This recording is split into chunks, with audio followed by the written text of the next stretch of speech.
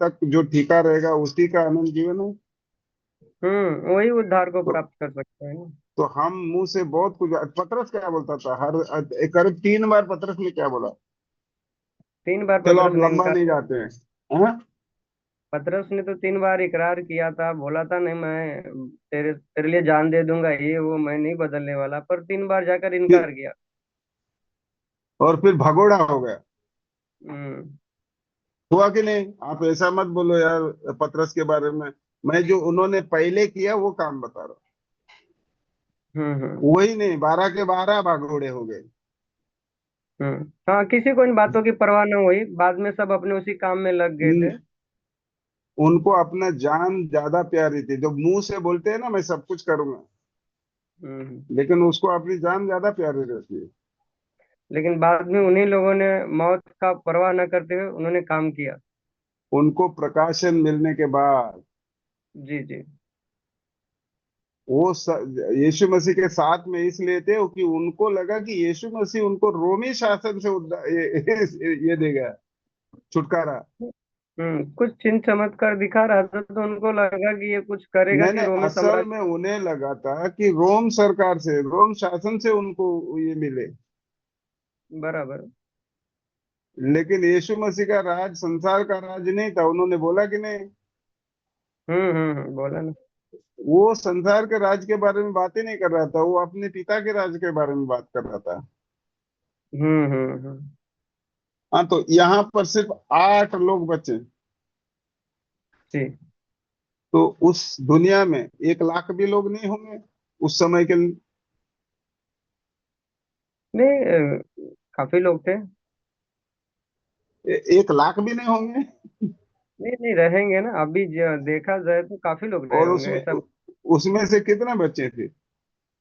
8 लोग बचे थे। ये उदाहरण है, तोड़े ही जाएंगे अंदर। हम्म। और अब एक आखिरी वचन ले, उत्पत्ति का 19 का 29 और 30। ठीक है। उत्पत्ति की पुस्तक अध्याय 19 वचन 29 और 30 ना ब्रदर। जी।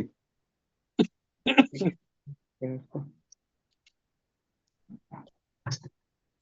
और ऐसा हुआ कि जब परमेश्वर ने उस तराई के नगरों को जिनमें लूत रहता था उलट पुलट कर नाश किया, तब उसने इब्राहिम को याद करके लूत को उस घटना से बचा लिया।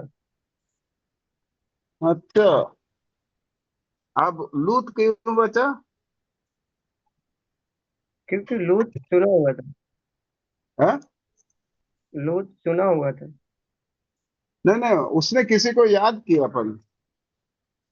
हाँ, उन उन ना उन जब वो लोग उन बुरे कामों को देखकर वो उसे बहुत घृणा होती थी, उसका मन बहुत दुखी होता था और वो परमेश्वर को स्मरण कर रहा था, ये चीज गलत है।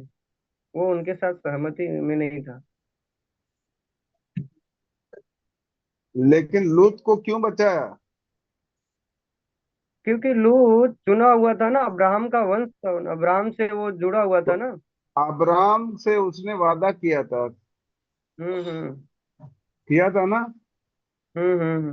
तो वो अब्राहम को याद करके लूत को बचाया। और उसने उसमें बोला। सोदोम और गोमरा में जब लूत उसका परिवार को लेके था, तो इतने 2 बड़े शहरों को उसने पतंगड़ किया। तो उसमें से कितने लोग बचे? आगे पढ़िए। उसमें से 3 लोग बचे थे ना। पढ़िए 29 पढ़ के फिर 30 पढ़िए, 29 वापस पढ़िए। और ऐसा हुआ कि जब परमेश्वर ने उस खाई के नगरों को जिनमें लूत रहता था उलट पुलट कर नाश किया, तब उसने अब्राहम को याद करके लूत को उस घटना से बचा लिया। हम्म। और लूत सोयर को छोड़ दिया और पहाड़ पर अपनी दोनों बेटियों समेत रहने लगा, क्योंकि वह सोयर में रहने से डरता था, इसलिए वह और उसकी दोनों बेटियां वहां एक गुफा में रहने लगे।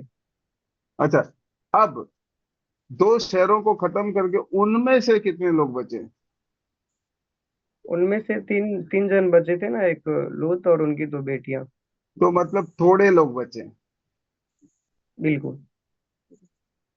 तो आप लोगों को मुद्दा समझ में आया? बुलाए हुए बहुत हैं, पर चुने हुए थोड़े हम्म, नहीं शहर एक दूसरे शहर नासरी में परमेश्वर थोड़े हैं या कम हैं? थोड़े। आग तो ये क्यों ऐसा बोल रहा है बाइबल? क्योंकि मसीह का जो मार्ग है फूलों का बिस्तरा नहीं है।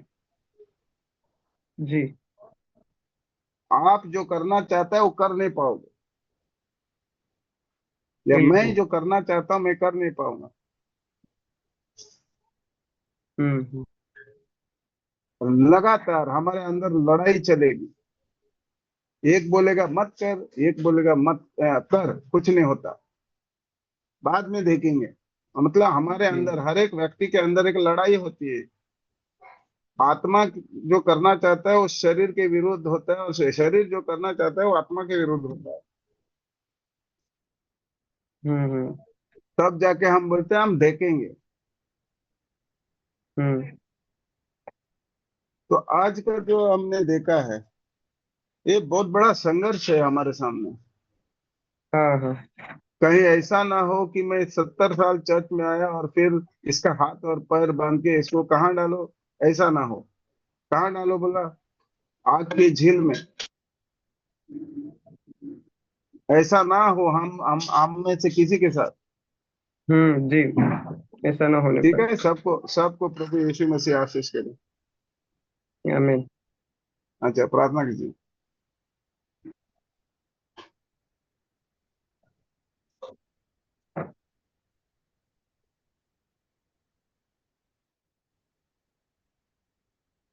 ठीक है, आइए हम लोग प्रार्थना करते हैं। धन्यवाद करते हैं सर्वशक्तिमान प्रभु परमेश्वर। हम आपके चरणों में आते हैं प्रभु यीशु, और हम प्रार्थना करते हैं कि जिस रीति से आपने हमें अंधकार से छुड़ाया है, बुलाया है हमें अपनी संगति में, जो हमें आपने धार्मिकता का वस्त्र पहनाया है, जो हमारे उद्धार के लिए काम आपने ठहराया है, जिन चीजों से हमें परे रहने के लिए आपने हमें बुलाया है, जो पवित्र आत्मा आपने हम सबों को दिया है कि हम उस उद्धार के मार्ग पे चले, जो हमें प्रेरित करे कि किस रीति से हमें आपके अगुवाई में चलना है। सो हम चाहते हैं कि प्रभु हमें से हर एक भाई बहन को प्रभु अपने पवित्र आत्मा से परिपूर्ण कर, कि जो जीवन आप हमें आपने जिया, और जो जीवन हमें आपने सौंपा है जीने के लिए प्रभु, वो जीवन हम ईमानदारी और सच्चाई के साथ जीने पाए। आप प्रभु, क्योंकि हम चाहते हैं कि आपका बलिदान हमारे जीवन में व्यर्थ न जाने पाए। जिस रीति से आपने अपने उस अद्भुत प्रेम को आपने सूली पे दिखाया और हमें बचाया छुड़ाया है प्रभु, वो बाप का बहाया लहू हमारे गुनाह पापों के कारण जो बहाया गया, वो लहू हमारे जीवन में व्यर्थ न ठहरने पाए। इसलिए प्रभु तो निरंतर हमारी अगुवाई कर, और हम चाहते हैं तेरे छत्र छाया में रहते हुए अपना पवित्रताई से जीवन जिए, और हम उस अनंत काल के जीवन में प्रवेश करने पाए जिसकी प्रतिज्ञा पिता ने की है।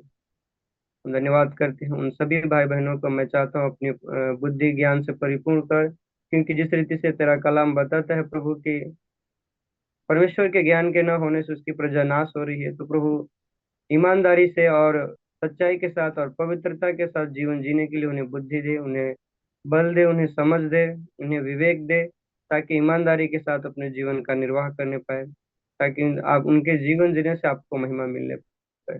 हम धन्यवाद करते हैं, हम सबके जीवन को प्रभु यीशु आपके हाथों में रखते हैं, क्योंकि हमें विश्वास है कि आपके हाथों में ही हमारा जीवन सुरक्षित है।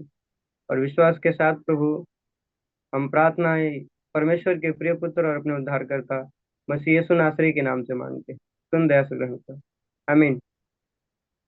हाँ, मैं सबको जय यीशु मसीह।